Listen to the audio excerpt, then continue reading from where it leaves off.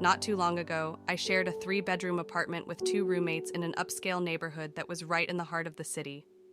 After one of them moved out to live with her boyfriend, my roommate and I listed the 3rd bedroom for rent and found a person online. However, it quickly became apparent that the new roommate had some eccentric habits. Furthermore, there seemed to be a strange aura in her energy. Odd occurrences started to unfold in the apartment. For example, we started hearing distinct movements in the hallway late at night. It sounded like 2 or 3 people sneaking around outside our bedroom doors. But when myself and the other roommate looked into the hallway, there would be nobody there. One night I thought I heard the voice of the former roommate calling my name. It was an eerie experience, to say the least. As time passed, the sensation of an unseen presence in my bedroom grew stronger. Night after night, unexplainable taps echoed around the room. I had lived in the apartment for about 10 years, and nothing like this had ever happened. However, I attributed these sounds to the aging building or perhaps pests in the walls. That is until one night when I was awakened to a loud whisper at my bedside. I heard a distinct voice say, "Hey!" followed by a hard tap on my shoulder. As I opened my eyes, I could make out the shape of a child standing in the dark. Feeling startled, I sat up and turned on the lamp only to find no one there.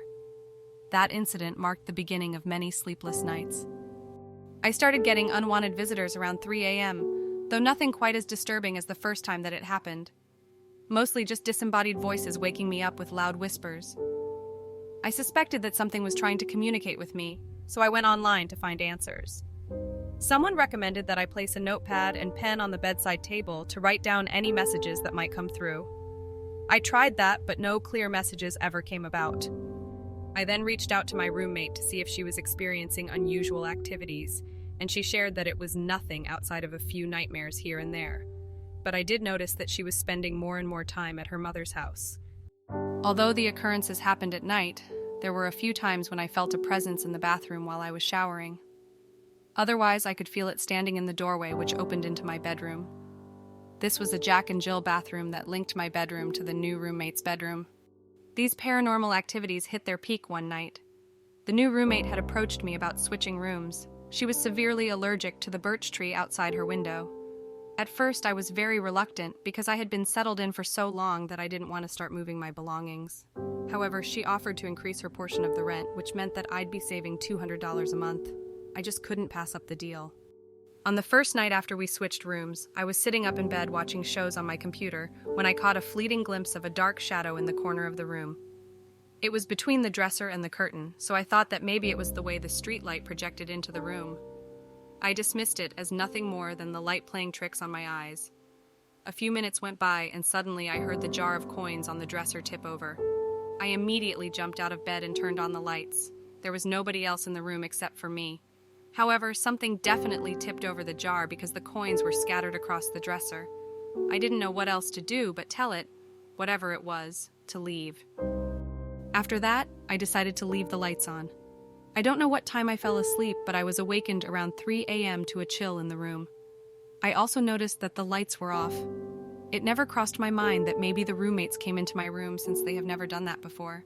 Just then, I noticed a figure standing in the same corner of the room. It was darker than any other item in my room. I could make out the shape of a man wearing a cloak and a hat. His silhouette looked like someone from the 15th century. I'm not sure which century, but one of those periods when men wore capes and triangular hats. Anyways, before I could run to turn on the light, the faceless apparition charged at me. But just at the point where it would have made contact, it suddenly vanished into nothingness. I was so terrified that I left the room and slept on the couch. The following day, I explained everything to my roommates. I noticed that the new roommate had a lot to say about the paranormal as well as esoteric practices. She brought out a bundle of sage and cleansed all the rooms. The new roommate eventually moved out, and coincidentally, all the eerie disturbances stopped. I couldn't help but speculate whether she had inadvertently introduced an otherworldly presence into our living space. She was really into tarot readings and studying the occult. I believe that she might have unintentionally opened a door to the unknown.